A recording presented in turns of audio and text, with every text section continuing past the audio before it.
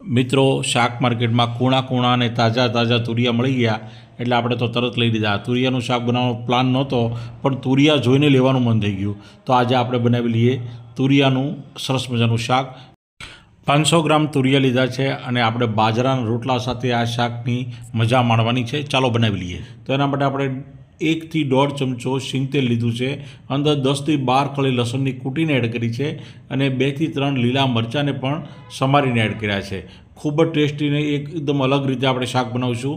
તો તુરિયાને બરાબર ધોઈ લીધા, ત્યારબાદ છાલ ઉતારીને ઝીણા ઝીણા સમારી લીધા. ત્યારબાદ હળદર, લાલ મરચું પાવડર અને ધાણા જીરું પાવડર, આ વસ્તુ આમ એકદમ સિમ્પલ અને સાદા મસાલા એડ કર્યા અને ત્યારબાદ સેંધા નમક એડ કર્યું. હું વ્હાઇટ સોલ્ટ વાપરતો નથી, દરેક રેસીપીમાં સેંધા નમકનો જ ઉપયોગ કરું છું. સેંધા નમક એટલે રોક સોલ્ટ, પથ્થર એટલે પહાડી મીઠું, અને આપણે જે ફરાળમાં જે ઉપયોગ કરીએ છીએ ને એ નમક છે. અને હવે આપણે થોડું પાણી એડ કરી દેવાનું છે, કારણ કે આપણે કુકરમાં 3 વિસલ વગાડવાની છે અને 3 વિસલ વાગ્યા પછી આપણું આ શાક ખૂબ જ સરસ રીતે તૈયાર થઈ જશે. પણ થોડી ગળપણ એડ કરી દઈએ, કારણ કે આ શાક થોડું તીખું થાય છે ને મિત્રો, તો થોડું ગળપણ હોય ને તો આ શાકનો સ્વાદ એકદમ બેલેન્સ થઈ જાય. અને ડૉક્ટરો પણ સેંધા નમક ખાવાનો સલાહ દેતા હોય છે, તો આપણે સેંધા નમકનો જ ઉપયોગ કરવો જોઈએ. હવે 3 સીટી વાગી ગઈ છે અને આપણું શાક બનીને તૈયાર થઈ ગયું છે. આપણે ઢાંકણ ખોલીને જોઈ લીધું. ખૂબ જ સરસ શાક બન્યું છે અને આપણે તો બાજરાના રોટલા સાથે અને સર્વ કરવાનું છે. બાકી આપણે તુરિયાનું શાક કોરું પણ બનાવી શકાય છે, પરંતુ આપણે બાજરાના રોટલા સાથે ખાવાનું છે ને એટલે આપણે થોડું રસાવાળું બનાવ્યું છે. થોડું લાલ મરચું વધારે એડ કર્યું, કારણ કે થોડું મને તીખાશ ઓછી લાગી એટલે લાલ મરચું પાવડર એડ કર્યું છે અને આપણે 5 મિનિટ માટે ઉકાળી લીધું. હવે થોડી કોથમીર એડ કરી દઈએ એટલે આપણું શાક બનીને તૈયાર થઈ જશે મિત્રો. તો આ રીતે આપણું ખૂબ જ સરસ મજાનું તુરિયાનું શાક બનીને તૈયાર થઈ ગયું છે.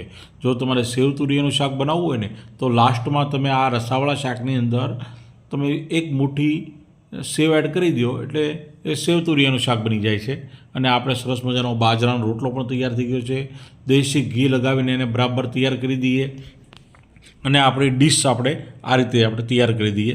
તો આપણે મેથી અને બેસનનું શાક પણ બનાવ્યું છે. સાથે આપણે તુરિયાનું ખૂબ જ સરસ મજાનું એકદમ ટેસ્ટી શાક બનાવ્યું છે. અને હવે સાથે રાયતા મરચાં છે, થોડું ફ્રૂટ માટે પપૈયો છે. શિયાળાની સિઝન છે, શરીરમાં ગરમાવો રહે એટલા માટે આપણે પપૈયો અને રાયતા મરચાં પણ સાથે લેવાના છે અને થોડી હળદર પણ લેવાની છે. મિત્રો મજા આવી જશે. તમે પણ આ ડીશ મુજબ તમારા ઘરે બનાવજો અને મને કોમેન્ટ કરી જરૂરથી જણાવજો કે તમારાથી આ તુરિયાનું શાક કેવું બન્યું. મિત્રો તમને મારો વિડીયો ગમ્યો હોય તો મારા વિડીયોને લાઇક કરજો, મારી ચેનલને સબસ્ક્રાઈબ કરજો અને આ રીતે તમે મારી ચેનલને સપોર્ટ કરી શકો છો. અને હવે આપણે મળતા રહીશું નવા નવા વિડીયો સાથે. અને તમે કોમેન્ટ ખાસ કરજો મિત્રો, કારણ કોમેન્ટ કરશો તો મને ખૂબ જ ગમશે. તો ચાલો મિત્રો મળતા રહીશું નવા વિડીયો સાથે. જય હિન્દ, જય જય ગરવી ગુજરાત.